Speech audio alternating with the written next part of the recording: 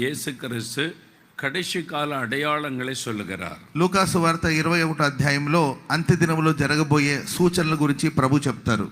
కడసి కొడియ కాలத்துல என்னென்ன நடக்கும், అంత్య దినములో ఎలాంటి కార్యాలు జరుగుతది, జనத்துக்கு విరోధమాய் జనం எழும்புவாங்க, జనములకు వ్యతిరేకంగా జనములు లేస్తారు, దేశத்துக்கு విరోధమాய் దేశం எழும்பும், దేశానికి వ్యతిరేకంగా దేశాలు లేస్తాయి, యుద్ధங்கள் உண்டாகும், యుద్ధ సమాచారాలు వినబడతాయి, పల இடங்களில் మహాభూమి அதிர்ச்சிகள் உண்டாகும், అనేక చోట మహా భూకంపాలు కలుగుతది, పంజంகள் உண்டாகும், అక్కడక్కడ కరువులు కనబడుతది, கொள்ளை நோய்கள் உண்டாகும், తెగుళ్ళు వస్తాయి, கடல் அலைகள் சீற்றமாயிருக்கும், கடல் அலைகள் சீற்றமாயிருக்கும், సముద్రపు అలలు వస్తాయి, இப்படி பலவிதமான அழிவுகள் காணப்படும். అలాంటి అనేక విధమైన ఆపదలు వస్తాయి.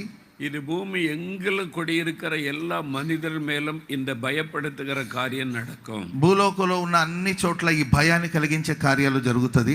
இதற்கு நம்ம தப்ப வேண்டும். వీటి నుండి మనం తప్పించుకోవాలి. இதெல்லாம் கடைசி கால ஆபத்துகள். ఇవి అంత్య దినాల్లో జరగబోయే ఆపదలు. இன்னும் நிறைய இந்த வருஷத்துல இருந்து நீங்க நிறைய பார்க்க போகிறீங்க. మీరు ఇలాంటి కార్యాలను ఈ సంవత్సరంలో ఇంకా ఎన్నో చూడబోతున్నారు. இனி பல இடங்களிலே మహాభూమి ఎదిర్చిகள் வரும். ఇక అనేక చోట్ల మహాభూకంపాలు జరగడం మనం చూడబోతున్నాం. పంజంగల్ దేశங்களை సూழ்ந்து கொள்ளும். ప్రపంచ దేశాల్లో పలు చోట్ల కరువును గురించిన వార్త వినబోతున్నాం. ఇది కడైసి కాలం. ఇది అంత్య దినాలు. இந்த தீமைகளுக்கு நம்ம தப்ப வேண்டும். ఈ కీడుల నుండి మనం తప్పించబడాలి. தப்புவதற்கு என்ன செய்வது? కీడు నుండి తప్పించుకోవడానికి మనం ఏం చేయాలి? యేసు ஒரு காரியத்தை சொல்லுகிறார். యేసు ప్రభు ఒక మాట చెప్పారు.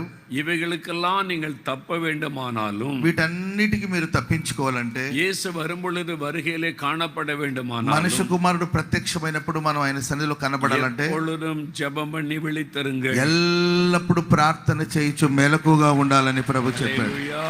హల్లెలూయా.